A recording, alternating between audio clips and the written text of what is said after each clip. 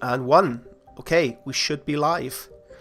I think I say this at the start of every stream, there's a little bit of trepidation whenever you do this sort of thing live, that things are going wrong instantly.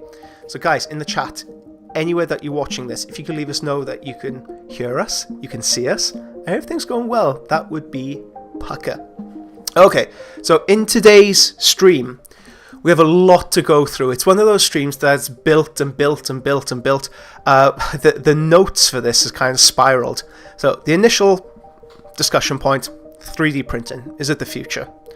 Myself and Matthew, we do use 3D printing parts, not only in Titanicus, but we also use in our infantry projects.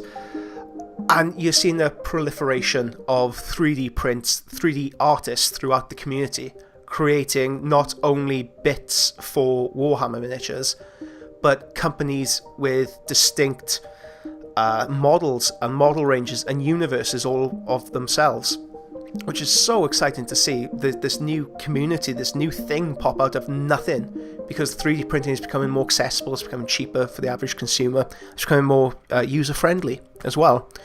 So that's the main topic of discussion, but last week, was the week before, we were treated to a couple of... Oh, thank you, Johan. Everything looks perfect. We were treated to a couple of leaks from well, not from Games Workshop, but a couple of heresy leaks. And myself and Matthew, we make no apology for being heresy heads.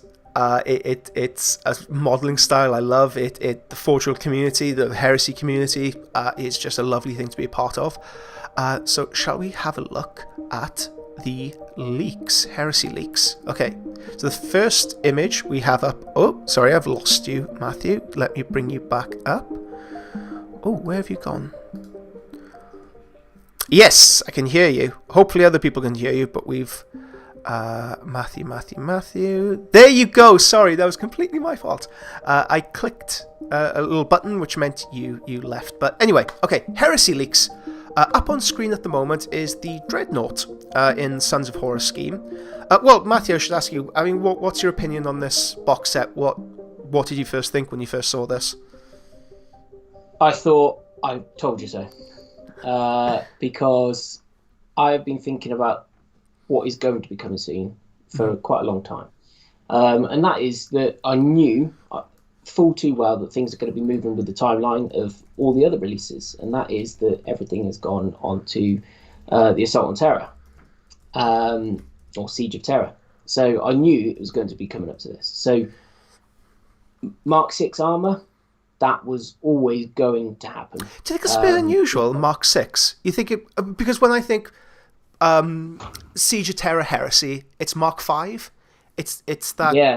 But Mark's... I mean, by no means am I mad at Mark 6. I'm just more than happy we're getting something. And the sculpts look fantastic as well.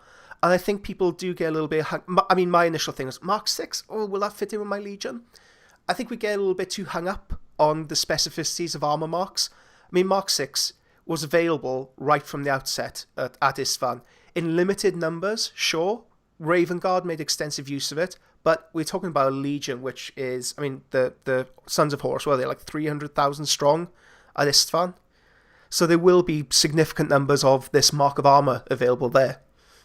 I think also it helps with the tie-in to the timeline, in that Mars has turned to Horus. They turned to the traitors and gone with those. And with that, all the suits of armor that they were making on Mars had gone there. Then the Imperial Fists assaulted Mars and got a load of those suits of armor.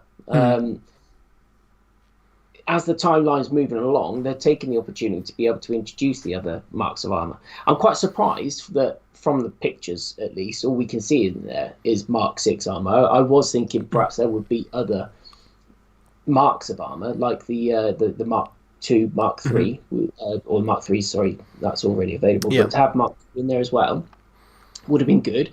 But now we've got Mark 3, Mark 4, and Mark 6 available. If they were to release Mark 2 as well, with that, then we've got Tartarus and we've got Cataphractii Terminator armor. So we've got loads of different patterns of plastic armor of different variants coming in, which is great. And I think looking at all the images from that are released, if that is all coming in a starter box, a plastic Spartan in a starter box, I think that is a bit too much. I think that might have just been thrown into the image. But are you ready for Spartan Wars? Exactly. You're going to see them. Well, we see them everywhere anyway. But if you think a plastic Spartan, you've got to be looking at £60 plus for a kit of that to be released from GW. So if that's in there, that box is going to cost quite a bit anyway. How much were the previous ones? Like 100, 120-ish? Well, think of Prospero. Think of Cal. Those box sets were absolutely crazy good and amazing value.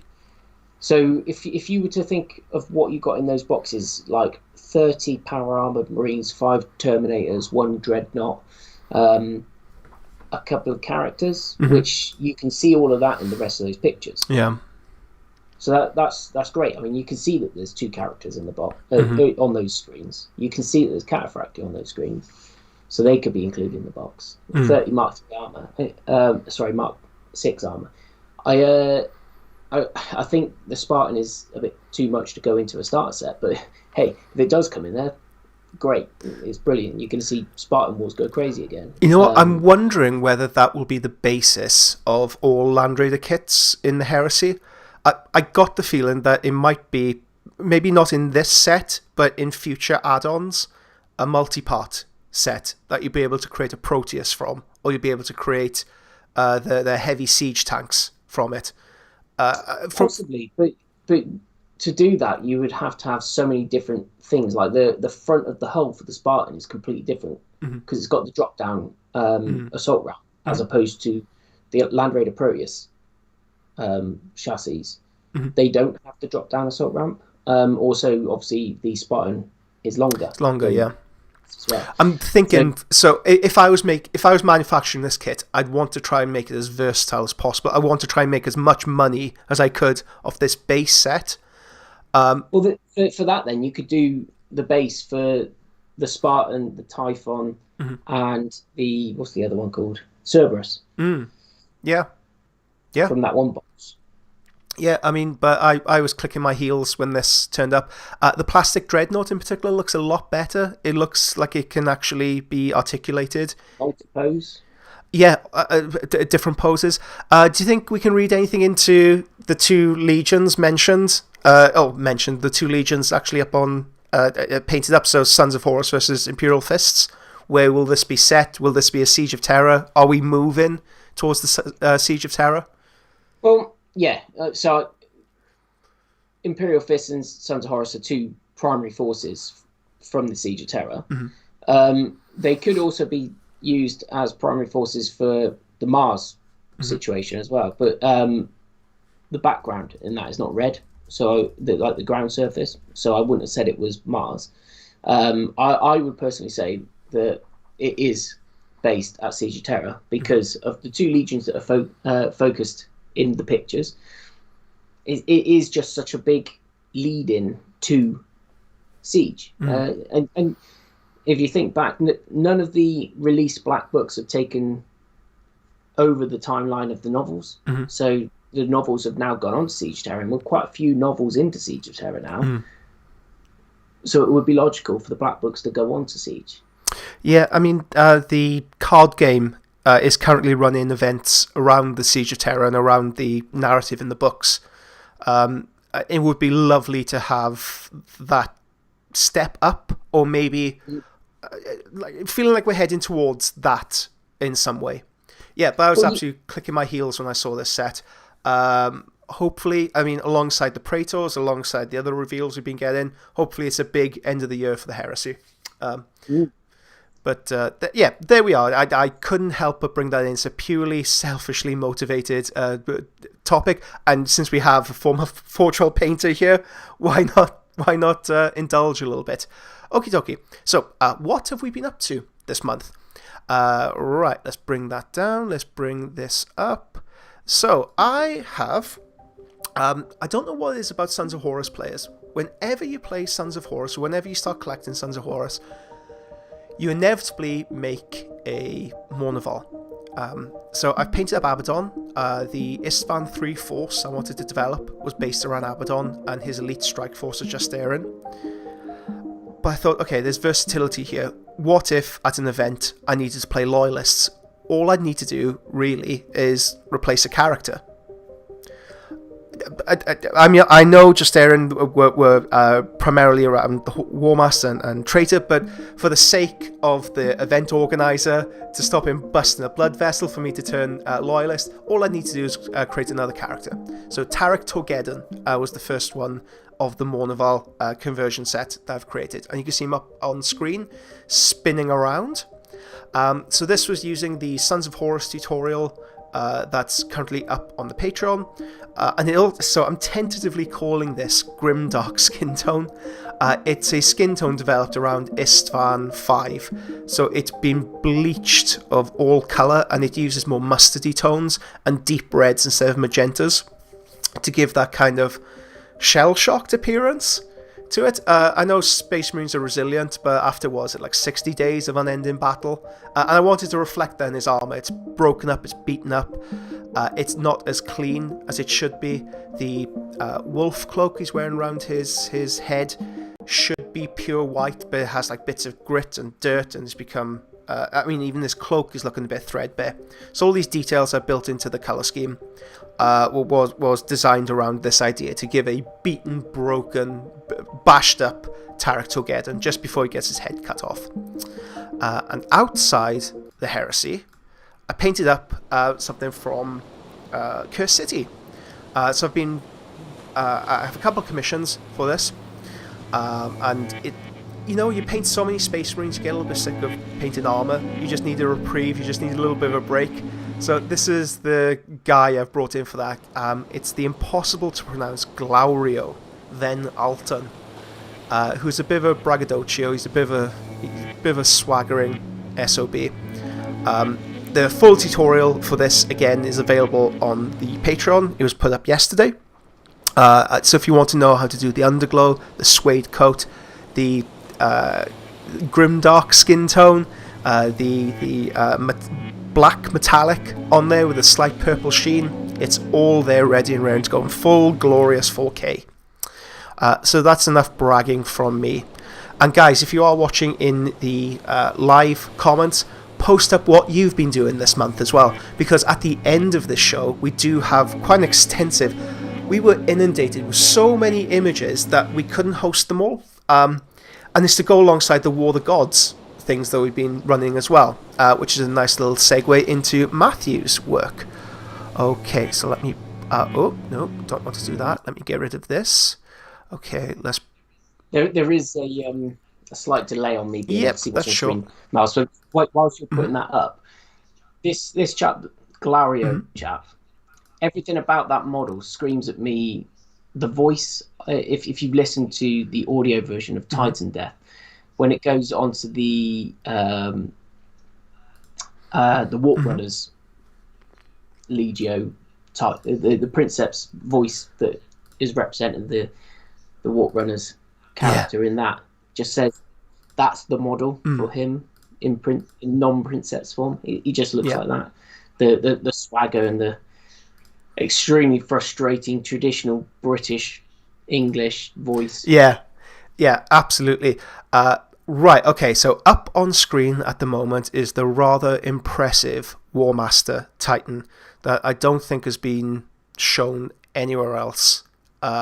It just looks freaking glorious. So we've been talking about this for, like a couple of weeks, what you wanted to do with this, how you wanted to change it. Do you want to just take us through all the information with this up on screen? Yeah, so there's a few little different things. I did want to go a little bit further with some of the alterations that I wanted to do to him, in that I wanted to change his upper carapace from being so square to being more knightly, like the Imperial Knight type of shape.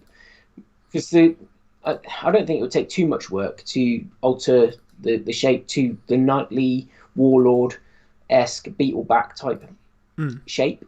In the end, I didn't so much go along doing those lines, but I made a few little differences in that I put the turbo lasers on top of the They play no in-game effect, but I like them. And then the head, I made a couple of alterations. I took one of the heads, chopped out the center grill, so it became hollow. Took the center grill of another one of the heads, make it a bit shorter, put it a little bit deeper inside. The image is cut in half, by the way. Mark. I know. Sorry, it will be back. There you go. Okay. Put it a little bit more deeper inside the helmet, and then added the crown type things using Warlord Powerclaw fingers. That's such a nice touch. It makes me think of the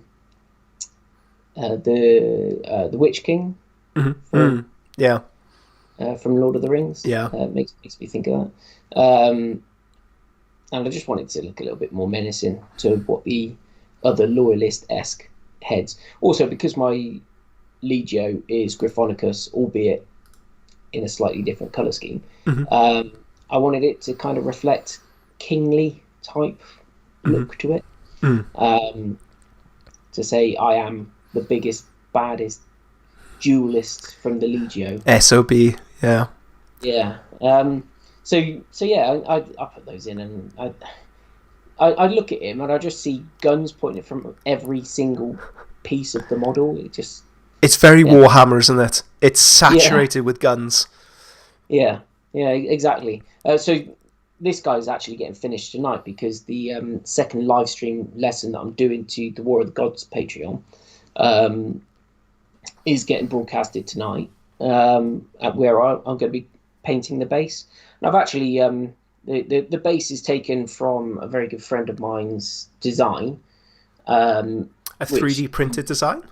It is 3D printed, yeah. And then I've taken Heresy Marines, like I've got Breachers and I've got Terminators and I've got Leviathan in this battle scene running around at the base of his feet having a fight with the crushed Fellblade underneath the Warmaster's feet. So yeah, this should hopefully be finished tonight and put up, proper pictures put up pretty soon, along with the video of the live stream lesson, which all of that goes into the War of the Gods Patreon for all of the Patreons within War of the God to be able to see and follow along with. Yeah, okay, perfect segue. It's like we set this up. Right, okay, let me make sure I click the right button.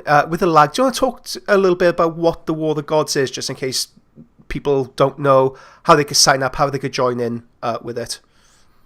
So War of the Gods is a separate Patreon ran within the Lil'Legend, encompassing Lil'Legend thing brand.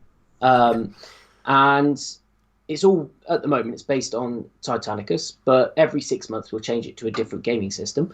And the idea is it's a pledge which we all follow. So every single month I set a target, and it isn't so much a set thing. It is a target that gives you options within that target. Yeah, thank God, because if that's so, I failed every single one. It's something to galvanize you to head towards, like Superman, right? It's an example for people to follow and for people to run towards. Yeah, and if you've got that added incentive of there being a target to work towards, it encourages you to paint things. And the idea is that at the end of the 6 months, where I've set 6 different pledges, we've got a force that we can have a finished force to be able to play games with. And then at the end of it, if you've been a member of the pledge for the full 6 months, you get free entry into the gaming event that we're going to run to be able to come together and we'll have a big game. And then while we're there, we'll have painting competitions where Mars and I will choose winners between the Loyalists and the Traitors factions, and then an overall winner, and there'll be prizes for that. And then there'll be a raffle for Miles's battle group, which if you've been a member for the full 6 months, you get entry into this raffle to be able to win that battle group, which is ace. And we have decided what the battle group is, because I am not au fait with Titanicus at all. I don't know what a battle group actually looks like. So what's the name of the battle group we've decided to go for? So to keep it kind of like the vanilla, if you like, to give you lots of options within one thing. You got the Axiom mana pool, which is 1 Warlord, 2 Reavers, and 2 Warhounds. Bit of everything. Yeah, so it gives you loads of different options. And then if you wanted to expand upon what you would win in this prize, you add another Warhound or 2, and you can field a whole nother mana pool. Or you add another Reaver, and you could field a Corsair mana pool. You've got all these different options. You could add in another Warlord, and then use the 2 Warhounds to form a whole different mana pool. So you've got the basis of lots of different mana pools, or an entire mana pool on itself. That you will get just for being a member of this pledge for the full 6 months. And there aren't that many members either, so you have really, really good shot of actually winning. We have a really nice close-knit community, and it's so how much grey resin or grey plastic do you have lingering around? The Titanicus is something I've been meaning to paint for myself for ages. It's just I haven't had that impetus to do so. But being part of like this very small community, this very nice, I guess, driven.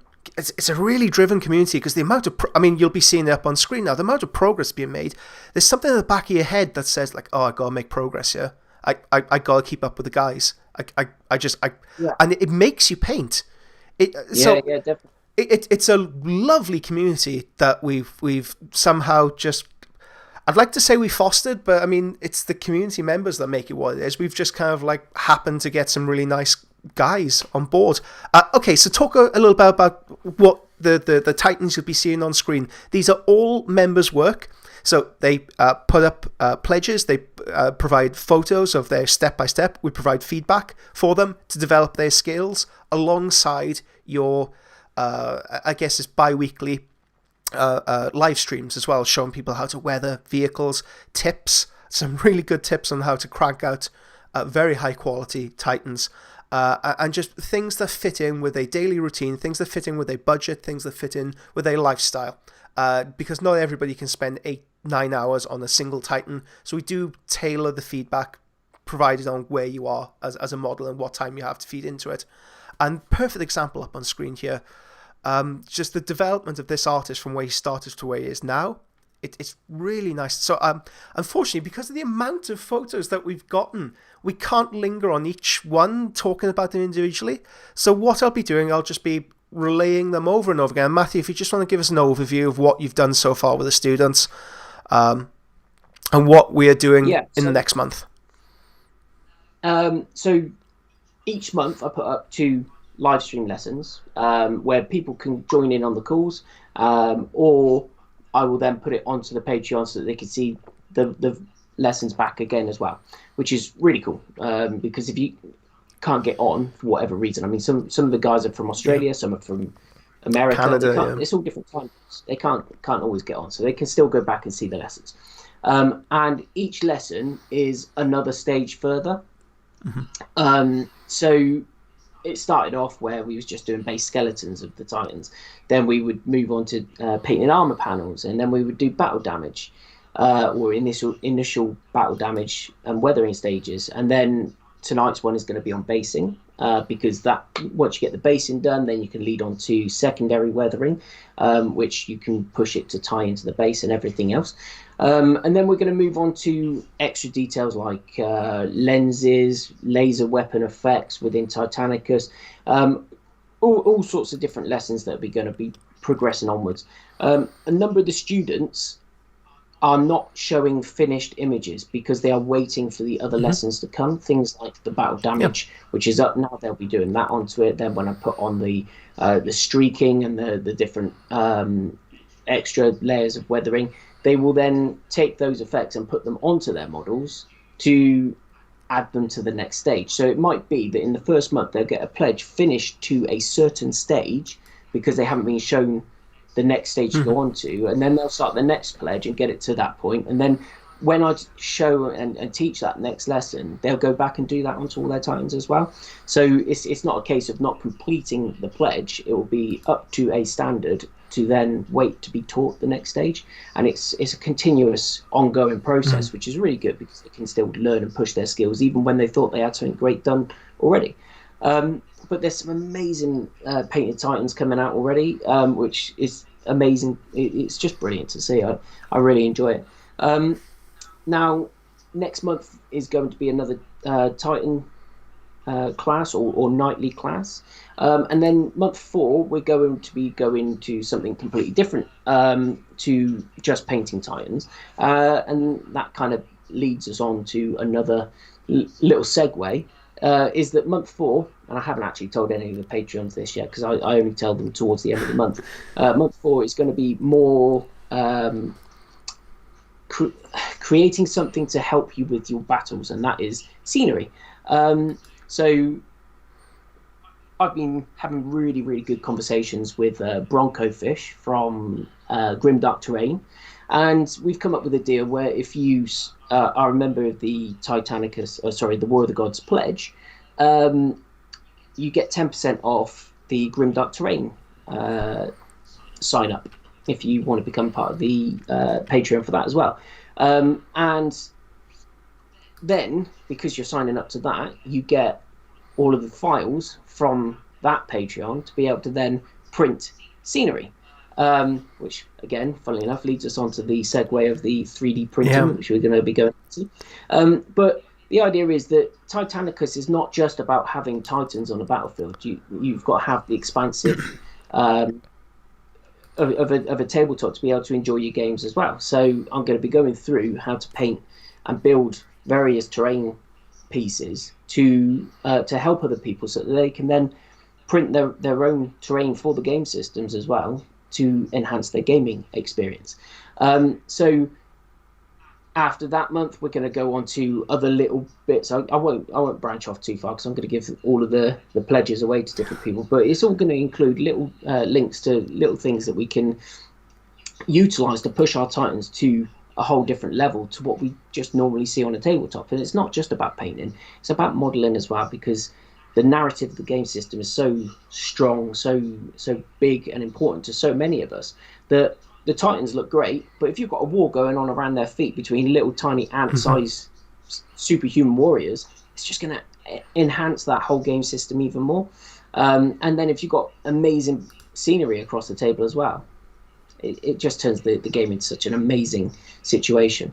And then it's going to tie into the next stage of War of the Gods, which is going to be an entirely different gaming system. Oh, after 6 months. Shh. Yeah. Nope.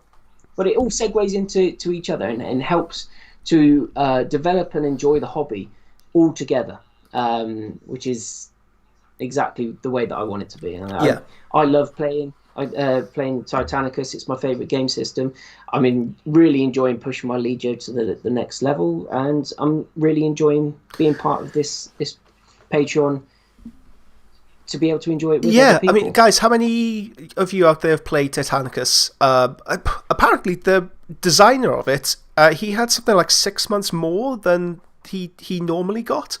So I think he did like an AMA on Reddit, and he said that the upper management felt like they forgot about this game, so he was able to tweak it, he was able to develop it, he was able to give it some real polish before it was released.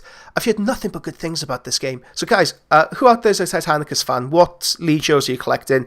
What are you collecting around this? Because a lot of us are Titanicus curious, but we're yet to make that plunge into the next stage. If anybody does want to push into Titanicus, obviously you can join the Patreon, the War of Gods Patreon as well. There's also an amazing gaming channel called Tabletop Standard, run by my friend Chris, and the games on there are absolutely fantastic. The forces that go on there just look stunning, and he really helps to explain the rules as he's going through. It's just really good. I've watched a couple of videos just to get my head around the game. I'm one of these people, I can't read a rule set and understand it. I need to see people play, or I need to play it myself. So that kind of resource is in. What's it again? Tabletop Standard. Yeah, tabletop_standard. Yeah, freaking amazing. Okay, so during the course of these pictures, you may have seen a few 3D printing bits. You may be seeing unusual bases. Which leads us rather nicely onto our main topic of discussion. So, it's recently come to light that Games Workshop have released a statement on 3D printing. It's been one of these grey areas in their, I guess, ecosystem. While designing and creating and printing your own parts is permissible, is allowed, any third-party bits or any bits that are deemed to be third-party will be asked to be removed from play. Now, this is only at Games Workshop events, and I guess more importantly for I guess British guys especially, or people visiting Warhammer World. Warhammer World, and a TO or somebody who works for the company, if they ask you, the burden of proof is on you. You'd have to, if you did design this thing for yourself, you'd have to show them how you did it. You'd have to provide some kind of evidence that this is a unique one-off part that wasn't bought through a third-party producer. Okay, so while 3D printing is becoming more accessible, both in terms of price, usage, and material costs, is the 3D printing revolution the future of the hobby, or just a part of it that runs concurrent alongside it? So, Matthew, what's been your experience of 3D printing up until this point?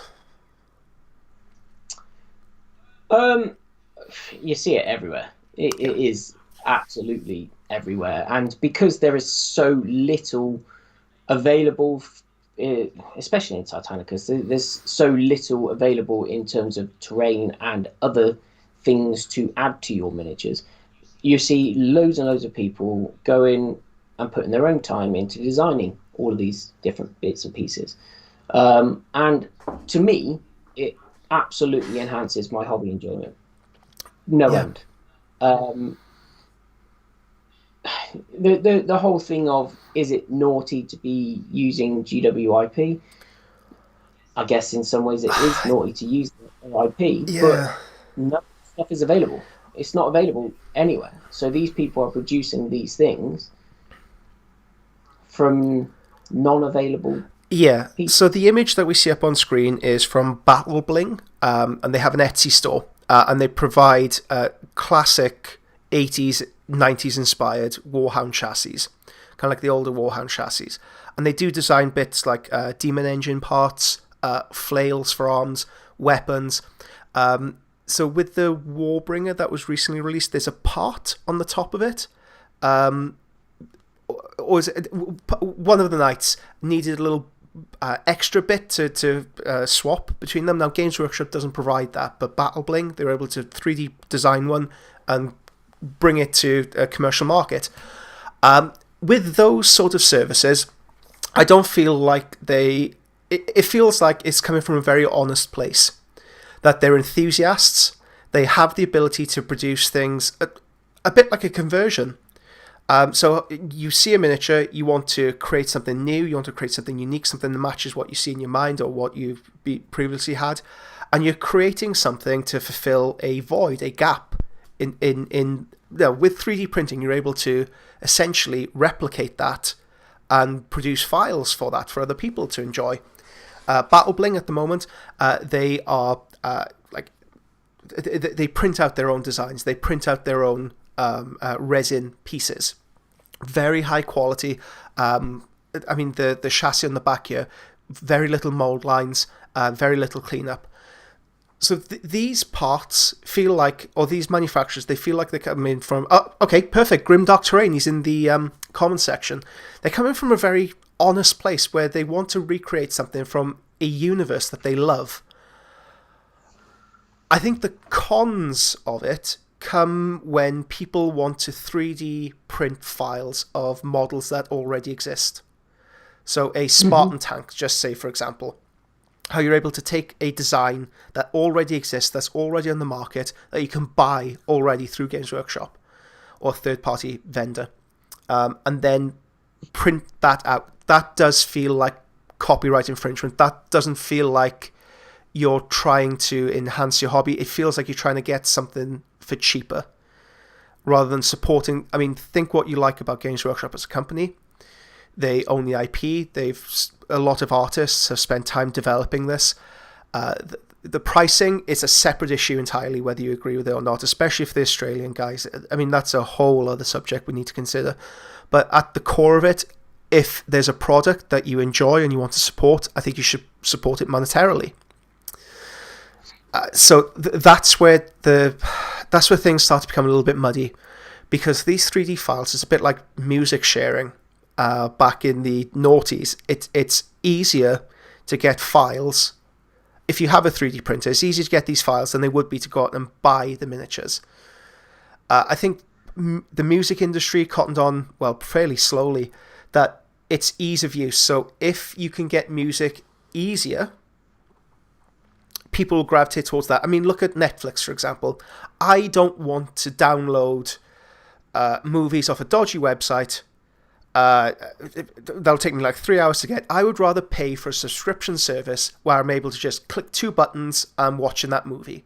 The ease of use is there for me. I think Games Workshop's business model will need to adapt. It will need to change in the coming future, because this 3D, we're talking about 3D printing as if it's something that's off in the future. It's here now. I mean, looking at printers, just commercial printers, AnyCubic, I believe one is called, Elgumars, the Frozen 4K, varying price ranges, but at the lower end, you're looking maybe about $200, £150 for a low-end model. Resin is fairly cheap. So the ability is there for the usability, the price point is there for people to go and very easily buy this stuff. Guys, I mean, weigh in on this. Let us know in the comments what your opinion is on 3D printing. Have you had any experience of it? Do you own a 3D printer? Have you printed any stuff out? Are you thinking about buying a 3D printer? Do you think that 3D printing is essentially recasting under another guise? But yeah, okay, so 3D printing, the pros. We are seeing a dearth of smaller companies create not only their own additions to Warhammer and the worlds that we love, but they're also producing worlds by themselves. Okay, so let me bring up 3D manufacturers. Okay, so coming up on screen in a couple of minutes, you'll be able to see it. This is from Bestarium Miniatures, and this is a Patreon that you can subscribe to every month, or you can buy the files individually on the website. But this guy, he's worked with some of the biggest names in miniature manufacturing, Chimera, for example. And now for every month, for a fee, you're able to get custom-made designs every single month, and you're able to print these out as many times as you like. The quality of the work is amazing. The STL, this is a very high quality product that this guy is producing, and the sculpts themselves varied month to month. It's kind of like a loot crate that you're getting every single month, and this sort of company would not have been possible even 5 years ago, because he would have had to spend time not only designing the miniatures, but then printing them out, creating a mold, manufacturing them, distributing them. That's a whole other wing to a business that it's hard to manage. I mean, there's only so many. I've found this producing tutorials through the Patreon, that I consider myself an artist first. The business side of things doesn't come easily to me. I kind of bludgeon my way through it and fall upwards when it comes to this sort of thing. And I'm only able to do this through Patreon, through the ease of use, by distributing my tutorials through this. Same with this guy. I think he might be an artist first, and then the distribution, the logistical side of things. I mean, God, I wouldn't want to deal with that. But he doesn't need to. All he needs to do is design the file, put it up, boom, away you can go. Away you go. Okay, so we're getting some comments, some feedback here. It's weird seeing Miles' face in video. I'm used to his thumb holding in a hairbrush. There you go. Some thumb action. That's just for you, Mr. Hellbent. Okay. Frequin Francisco. I'm awfully sorry if I butchered that first one. I own one and I got myself Mark II Marines. Okay, so did you find a file for Mark II Marines and print them out? Because I don't think currently the Forge World produce Mark II Marines, no? It's out of production? Let's just say for argument's sake it is. Now, is printing out a out-of-product thing like Space Marines Mark II, is that recasting, or is that fulfilling a need for something that doesn't currently exist? To me, although they're not currently available, they are still GWIP. Yeah. So to me, that touches on, from what GW are saying, the naughty side of things. Yeah.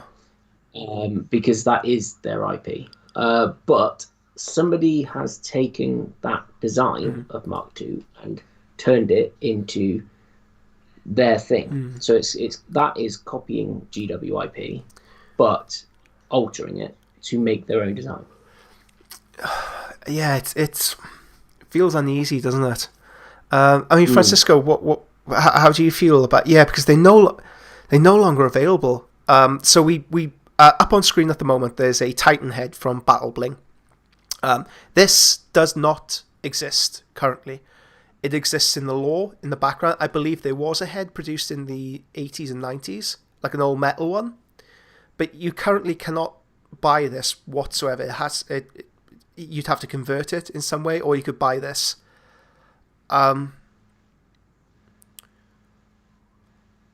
It looks cool. It looks amazing, yeah.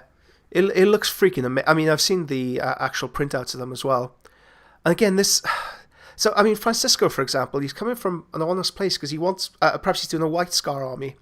He wants Mark II to go alongside it, or maybe Dark Angels, but he can't physically... So does he go to a recaster to buy them? Does he go with the inflated prices on eBay? Games Workshop, either way, isn't making any profit off it because they haven't got that core product to sell. It's the same with this head. You can't buy this head currently. So is it right to make one and then offer it to people, enthusiasts who want it? Okay, Meowing Cat. If GW can turn around and say it's just a business, well, Pirates 3D party products and competition are part of the business. If it's hurting GW business, they should get a better business plan. So there was a Chapter House lawsuit, wasn't there, where Chapter House were making miniatures for things in the background and things in the codexes that weren't currently produced by Games Workshop. And I believe that they won that lawsuit. So you can't stop other people making products for things that don't exist. So I, in terms of this, where somebody wants something that has been produced is no longer, for whatever reason, available, what do? Do they disregard their idea and their own design for their army because Games Workshop and Forge, for whatever reason, are not any longer selling that thing that is part of the GWIP and part of the Forge IP? For me, if I wanted to do an army specifically with that thing or that load of things, I'd go to whatever level I wanted to. Because if I went into a Games Workshop store and I went into Warhammer World, yeah, they can say, sorry, no, that's not allowed. That's fine. I'll step off the table. But something that I always got told and have lived by is that this is my hobby. It's everybody else's hobby as well, but this is my hobby, and I'm not going to be told what I can't do in my hobby. I'm not breaking any rules by using something to make what I want out of it. Okay, another example. So you were, I'm not sure whether this is a spoiler or not, but you're currently collecting a Siege of Terror army around Blood Angels, and you've had your friend, I believe, print. Did he design the Sanguinary Guard torsos, or did he print them out? Are you asking me? Yes, sorry, yes, Matthew. Yeah, so I've got some of those Sanguinary Guard torsos for my true scale Blood Angels army. Yeah, so but I don't think, I don't know who designed them. Yeah, not sure, but that is a thing that doesn't exist currently. You'd have to spend a tremendous amount of man hours buying kits, physically recreating them, or you can get a 3D printed part that fits on perfectly. And you're still buying the Games Workshop miniature. Like, you're not printing out the entire Sanguinary Guard miniature. You're buying an addition to it. Warhounds that are on screen now, Miles, they're a perfect example of that.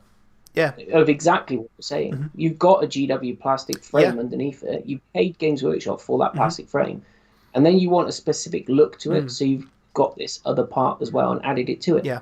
So this is from Battlebling, by the way. Yeah. Okay. Let's have a look at the comments again. Okay. Francisco, also I designed plasma repeaters. Okay. So this Francisco, he designed plasma repeaters for his Dark Angels. So he, according to the Games Workshop press release, he was he designed, he printed out his own thing to design his own miniatures. That's perfect. Okay, Meowing Cat. I only have nameplates for Titan and some Fire Wasps for ZM. Okay, okay, Francisco brings up another good point. There's no official Games Workshop tournaments out there. How many people play outside of, I guess, Games Workshops or like in what's the term? Like independent stores? Yeah, I since the early noughties, I remember I used to play in Games Workshops all the time in Swansea.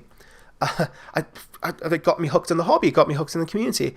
But then there was a drive to get regular players out, so they kept the gaming boards free for. Yeah, this was a tactical ploy by them. They wanted new kids coming in, playing their game, so they wanted that continue. They didn't want older gamers playing on hogging the game stations because they weren't necessarily making any money off them. So independent stores came along and created that culture, or kept that culture. I mean, I very rarely. It wasn't just that, Miles. It was that they tried to encourage people to get things to be able to play games outside of the stores, i.e., round backboards, all the scenery. Then they set up accounts for outside Games Workshop stores, so independent retailers. They loads of those independent retailers have got the ability to play games in. Now, at the time that all of this started happening, I was a Games Workshop store manager, and I was told the store is not there for the older people to come in and frequent. It's a shop for them to come and buy their models.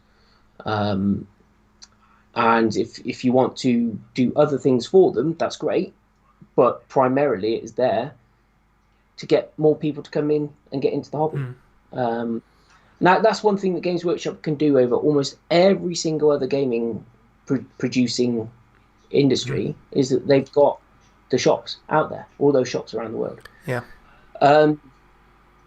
And I kind of went a little bit off from the curve in that I did all that I could to encourage both new and older gamers to come in and enjoy the hobby as well.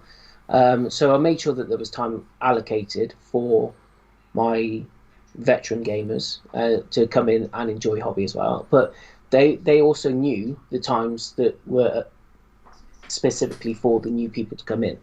But then I also tried to do things where I would integrate both of them together, and I could get the veteran players helping the newer guys to enjoy the hobby as well. Yeah. Now, because all of those other independent stockists and gaming facilities are available, they are sort of pushing people towards those. And if that can be said about the gaming venues, well, then I guess that can come down to producing your own miniatures as well. It kind of falls into the same bracket. You're venturing out and working on the fringes. Yeah. I mean, just from the outside looking in, I don't attend any Games Workshop events currently because of COVID. But they do tend to run like a tournament style of event, and that's something that's off-putting to me. I don't particularly care about the winning side of the game. I want to tell a story, and so I'm able, because of people like Greetings from the Warp, the events run by Keith in the Mornville podcast, through independent people running events, I'm able to pick and choose what suits me. And you have venues like Firestone Games who have put real effort into creating such a nice environment for you to game into, large open centres, plenty of parking, and it's just you don't feel rushed. You don't feel like pushed aside. You don't feel like a customer first. You feel like a guest first.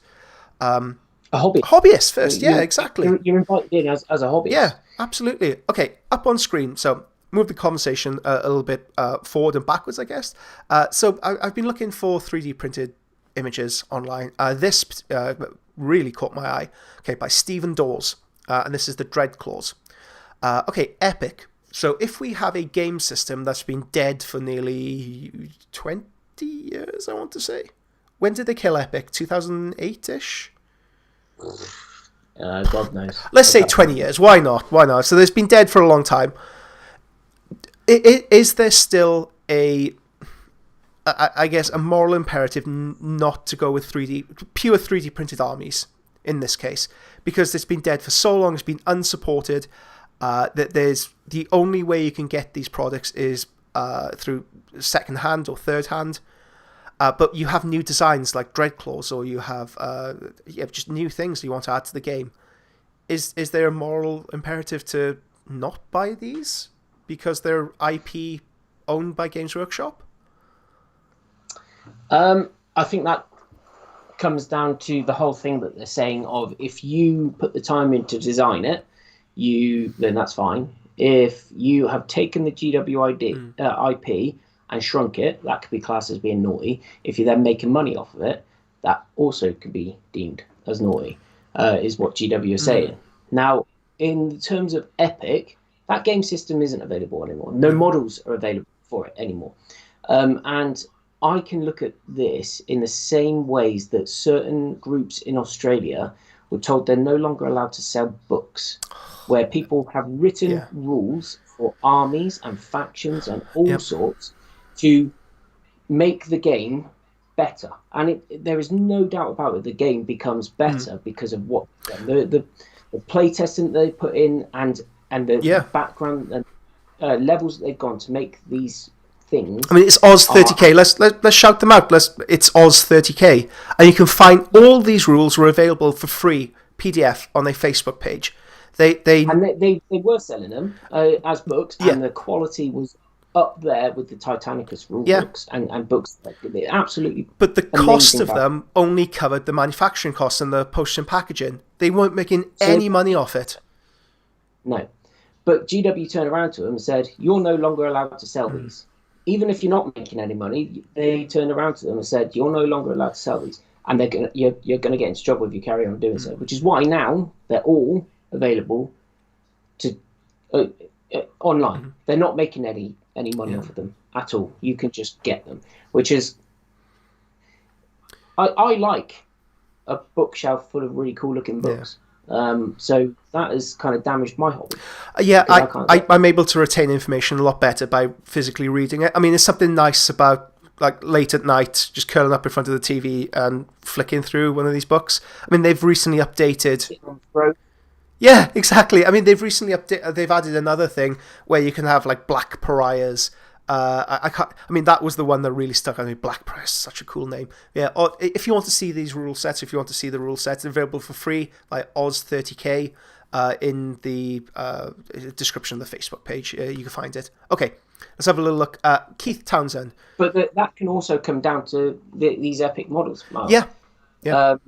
Because you can't get them. You can't get epic models unless you find blister packs, which are like over 20 years old, that were bought a long time ago and are now being sold for 10 times the amount on eBay of the old epic gaming system, which the rules are no longer around. So people have created them. I mean, GW have pushed for people to go to independent gaming stores and get their own independent gaming equipment, and then other people have had the intuition to make a whole set of rules. And these people have made these rules absolutely fantastic. They're on par with what is coming out of Games Workshop, if not better. And they're absolutely brilliant. And then people have also made the models for them all. So is that taking GWIP? It is taking GWIP. It is a game system that was made by GW a long time ago. And that's the prevalent point. A long time ago. Nothing is available anymore. These people have made it available for all of us enthusiasts that love that gaming system, those models, Horus Heresy on a whole different spectrum, it's now available to people. So are they wrong in doing what they've done? I mean, Are personally, no. people going to go with it and enjoy their hobby? This is their hobby. Enjoy it. Yeah. That's the way I see it. It's my hobby, and I will damn well enjoy it. I'm not doing things against Games Workshop. Everything I'm doing is It's promotion. Games Workshop. I mean, Yeah. when we go on Instagram, when we like promote socially, I mean, like 90% of the work that me and you paint is Games Workshop. We love the worlds. We've grown up with them. We want to try and flesh them out or give them the spin that we've grown up with. Yeah, it's okay. Okay, Keith Townsend. I've been meaning to read this out for a while because it's a really nice point. So I think it's great for bits. Not too sure about armies. I don't see any different to people who can use green stuff. So I can use green stuff, but maybe I'm able to design something on the PC. Yeah. I mean, there was a famous White Dwarf article where they showed you how to recast bits with green stuff. Do you remember that? Mm. Yeah. Yeah. Horus Heresy Birmingham Lewis. Okay. I have a printer. I really enjoy printing upgrade bits, heads, guns, etc. Cool. Francisco, I understand if they do not allow those Marines in the tournament, but I would be a bit pissed if they do not allow regular armies or regular Marines with my custom repeaters, even if they release it later. Yeah, sorry for the broken. No problem, Francisco. Your English is much better than our Spanish. And then people making fan rules to use Epic in Titanicus. Yeah.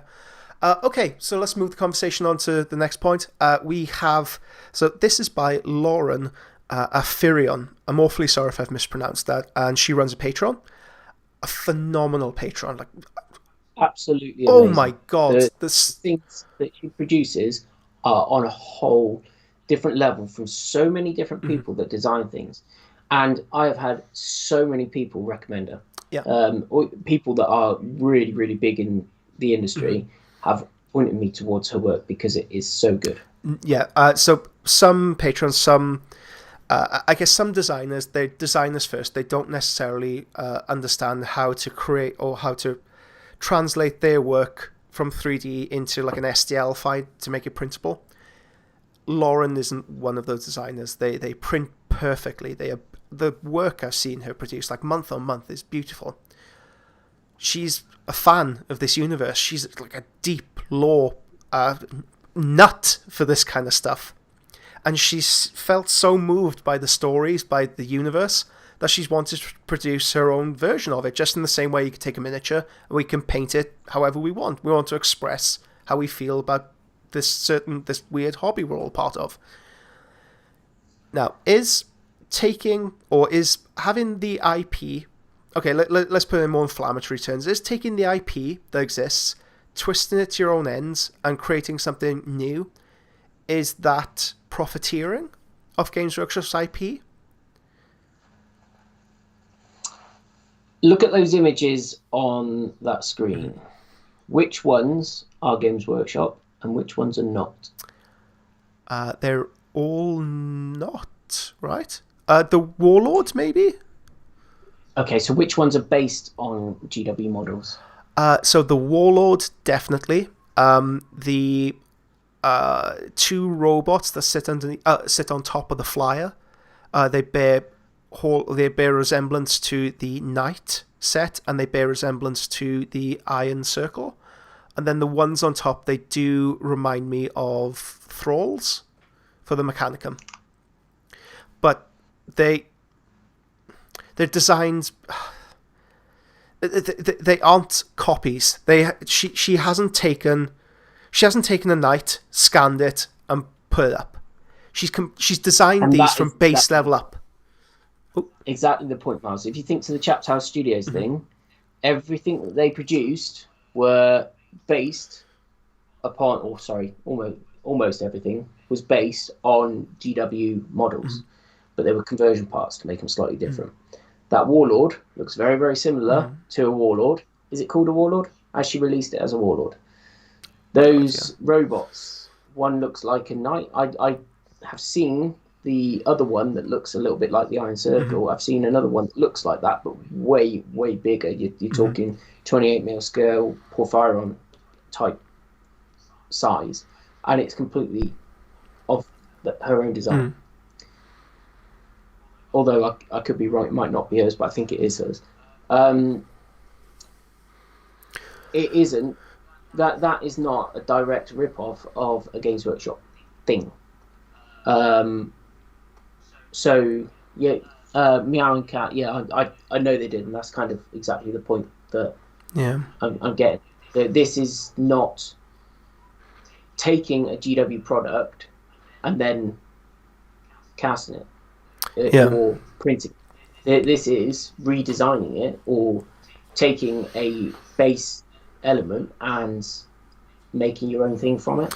Yeah, I mean, okay, so if you look at Games Workshop product range, Tyranids, for example, immediately come to mind. You can make a strong argument that their IP is based on the Alien franchise.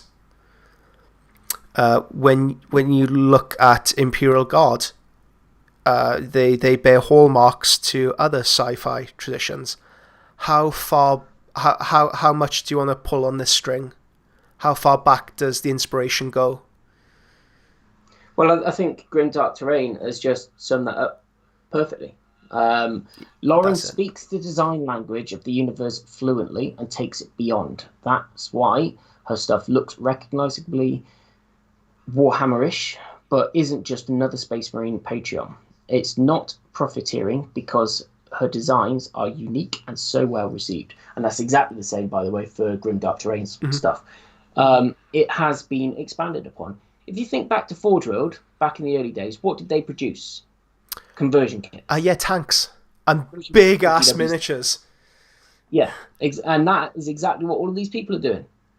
That is exactly what GW did. They took the GW IP and then expanded on it. Yeah, I mean, I suppose look at the Lehman Russ battle tank. Look at the chassis, the Imperial Guards. Yeah, how much? I'm Grimdark Terrain. You've put that so eloquently. So she speaks the language of the universe. So she has created something in the mode of the universe without just copy and pasting it. Yeah, absolutely. That's such a beautiful way to put it. And what is so good about it is, Miles, is that she's done something that so few of us can do. Yeah. So few of us have got an ability to be able to create that image of what we want. She does. She and Grimdark Terrain has. You can then take these bits and you can utilize whatever you want to create what it is that you're trying to make. Almost every single thing that I do, I've converted in some way. Yeah, same. And then that has become my thing. And that's exactly what these designers are doing. They are taking what they're looking at and changing it to suit their image and building upon it. And it makes something so good that other people can utilize. Yeah.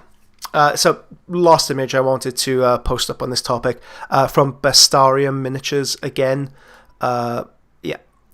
This is the last one. He released this month. Lauren, up in the comments, Matteo Venturi, what's the name of this patron? Lauren Afirion. I'm awfully sorry, I don't know it. I only know I work through Facebook. If anybody in the comments knows, please post it up and we'll put it in the comment section below. Because it's well worth supporting. But Bestarium Miniatures. So this is his release for this month. You could get all of these. I'm not sure what the price is for it. All well supported. Again, a very good manufacturer. I've had a student print these out. Perfect. So even though it could be used in Warhammer, I guess it has that grimdark aesthetic. It feels like its own thing entirely. Which brings me back to a point I want to stress, that this industry is booming. It's blooming right now. We're at the genesis of it.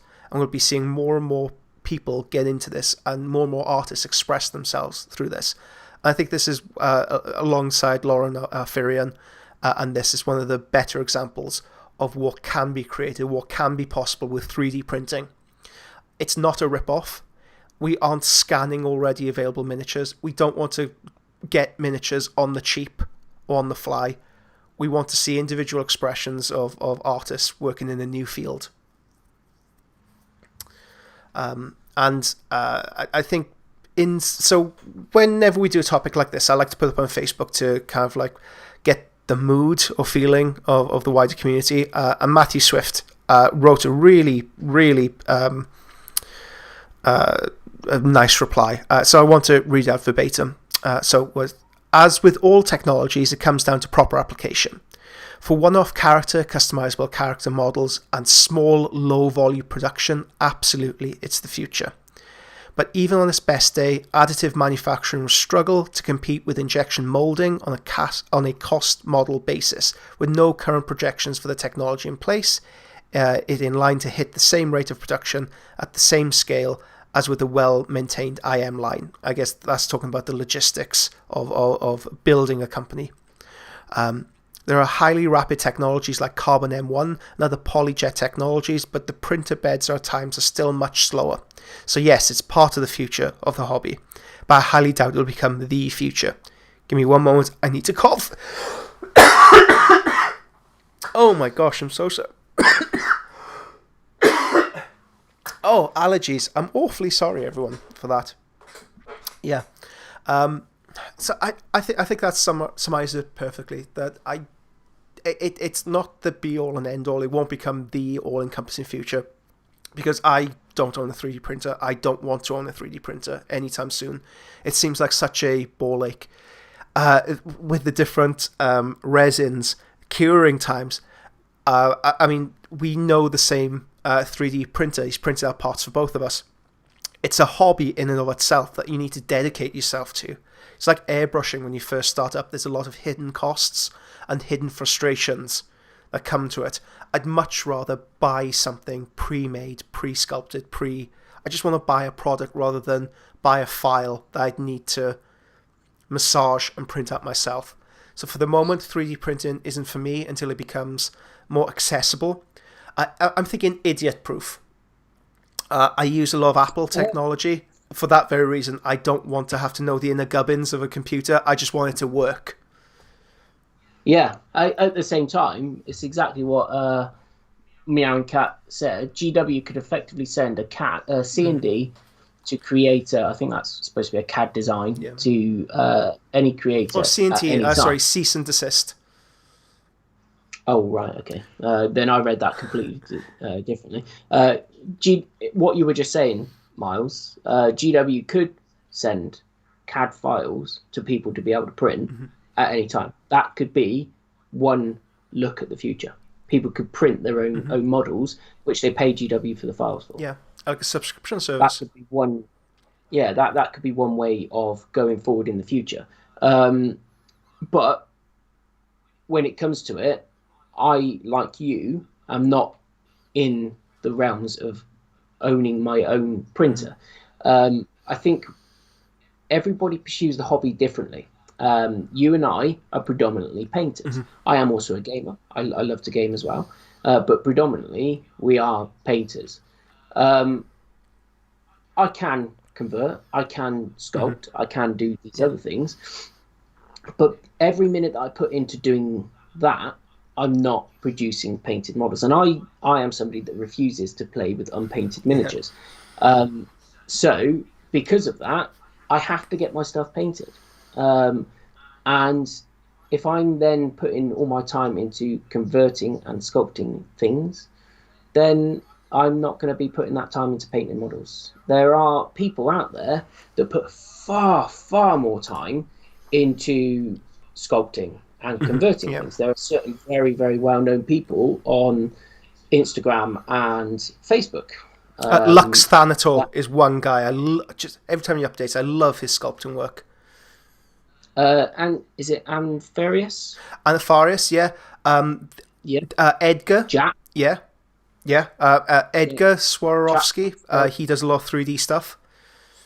Well, Edgar was a 4D sculptor as well. Yeah. He sculpted Perturabu, Mortarion. Did you do Lorgar? Yeah. I think he did the Praetor set as well, didn't he? The original. Yeah. He did loads. Yeah. In fact, he gave me my first bollocking of any of the sculptors for Forge World. When I painted the Warhammer Bull Centaurs. Right. I missed one little mold line when I was building them, and he told me off. But yeah, he's an amazing sculptor. But as I say, there are so many people out there that pour their time into sculpting and designing these things and converting, but don't so much go around painting. Well, you and I paint, and if I was to put all of our time into making these things, we wouldn't have time to paint. So being able to go and get those parts from other places makes our hobby so much easier, and allows us to enjoy our hobby the way we want to. Yeah, there's only so many hours during the day, right? Right, okay, so Miles as the Rona. I had the Rona, would not recommend. Meowing Cat. Anvil Industry do sell a CAD service as well as a ship-out printed minis to people for a cost. It might be the way that's how smaller companies do things, that they offer that dual service. I can certainly see that. And Anvil Industry as like a legacy, he's a well-known name. It's a brilliant company. Mr. Hellbent. Eventually printers will get user-friendly. Yeah, I'm just waiting for that drop in usage. I just want to be able to press a button and it come out perfectly every single time. But that's just me. And I don't see... Meow and Cat. I don't see Games Workshop selling CAD files as easy to lose control of the product at this stage. Yeah, file sharing. You could argue that Netflix and Disney Plus may disagree. It's ease of use, right? If you can pay a subscription service, download a file, and it's there, perfect. Or you'd need to go to a dodgy website to get... I guess it depends on what your priorities are, etc., etc. But it tends to be, however, the easiest way to get the file or the product is the way... It's the path of least resistance that I've seen in the past. Righto, so that was it on our 3D product discussion. I hope you enjoyed that. If you have any further comments on what you think 3D is in terms of the future, what it is now, what this new blooming industry can provide to us, please post in the comments below. If you know any good 3D manufacturers, any good patrons, again, post them below, because this is a new industry that's absolutely growing every single day. So, shall we have a look at some student work? Let me see where I can press. Okay, student work. Boom. Boom! Holy hell. Okay, that's a good one to start with. So again, we were inundated with so many pictures that we couldn't host them all. It would be another show entirely. So I put it up on our social media platforms for patrons and friends and people just involved in the community to send through what they're working on at the moment. So this image we have up here is from Ben Comets, a rather well-known, and he's not a bad painter at all, is he?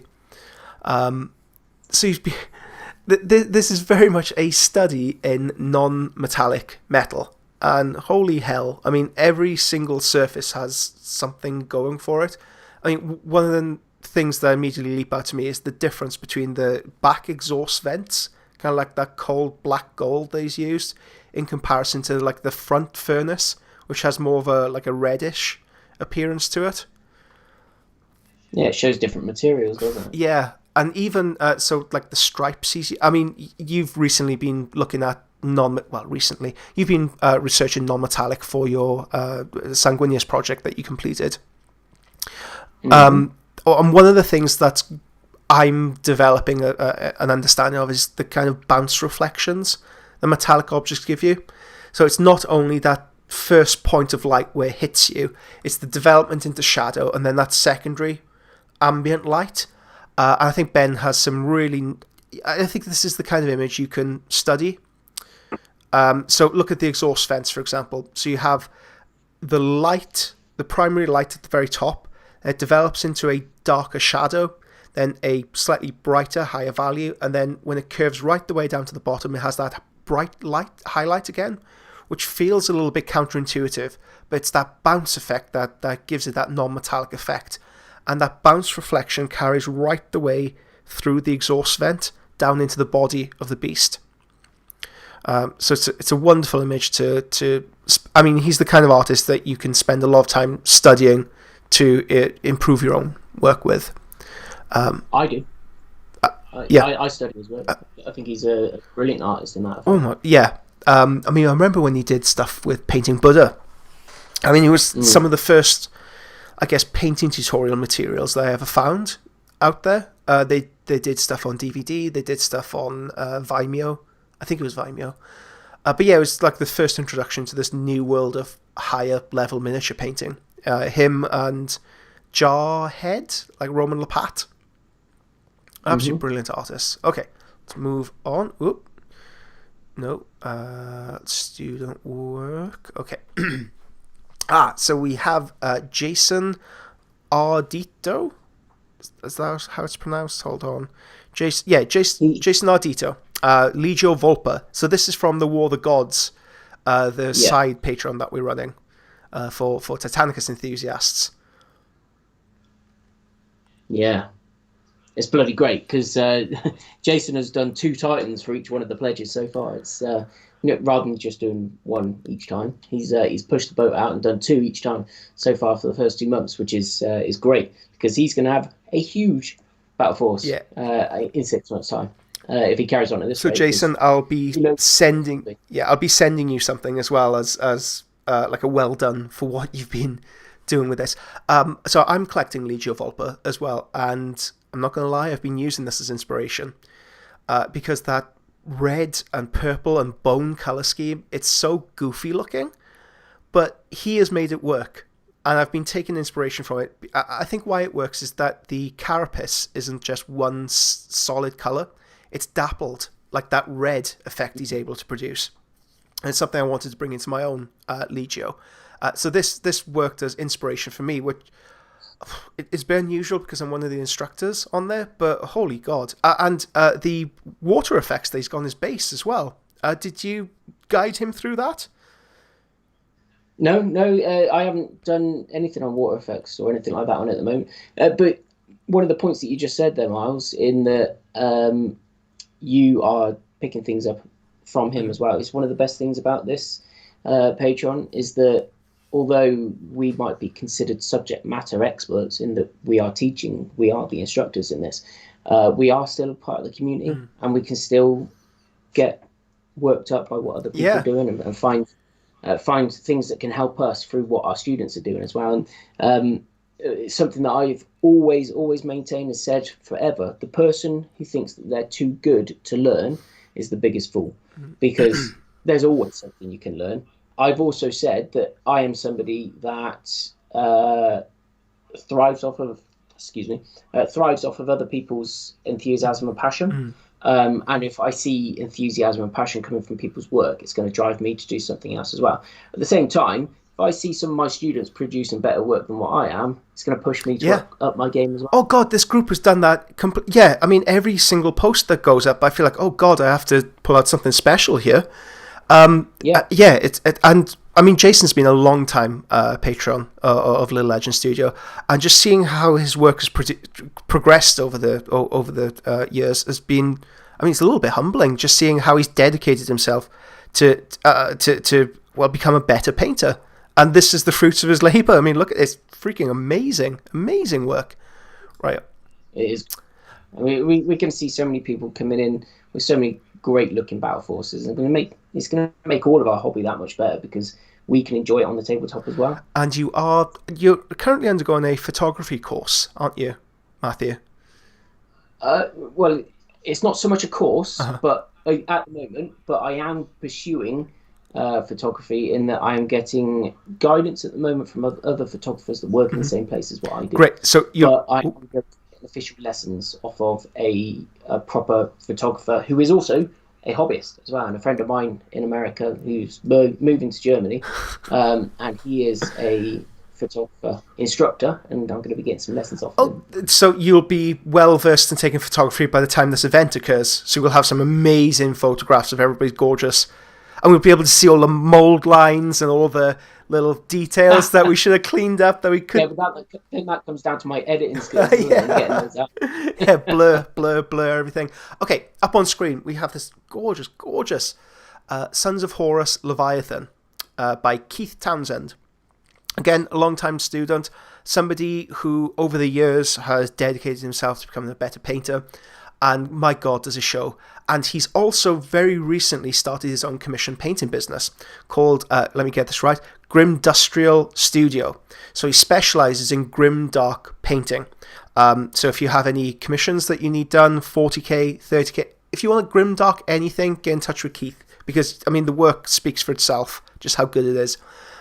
I'm a little bit concerned seeing this because we will be playing against each other in February as part of a when you only take infantry. What's that called? Mode of heresy. Why? Not creator. Why can't I think of it? Not console. It's the oh bloody hell! Somebody answer. Yeah, somebody answered. So we've taken part in that. I'm a little bit concerned that Leviathan's popped up in his feed all of a sudden. Centurion. That's it. That's the one. Are you even allowed Leviathans in Centurion? I didn't think you were allowed. I thought Walkers were allowed, but I didn't think Leviathans He's were. the organizer. I might be wrong. He's the organizer. He could do what he wants. He makes his own rules. Thank you, Aaron. I just do what I want, mate. Do what I want. But yeah, that's gorgeous. So it does use it riffs off the Sons of Horus scheme that's already up on the Patreon. You can find it under the Sons of Horus Masterclass. Rayo. Next up we have let me just get this name right. Okay, Nathan Pollen, and this is posted up on Facebook. We don't really see too many dioramas on Lil'Legend Studio, purely because I'm cranking through so much other work, but hopefully we could do a couple of... Oh, actually, leads on rather nicely. So next month, Matthew has... we haven't got pictures up of this on this feed, but we'll blast them everywhere at the start of next month, of Dawn fighting Alfarius.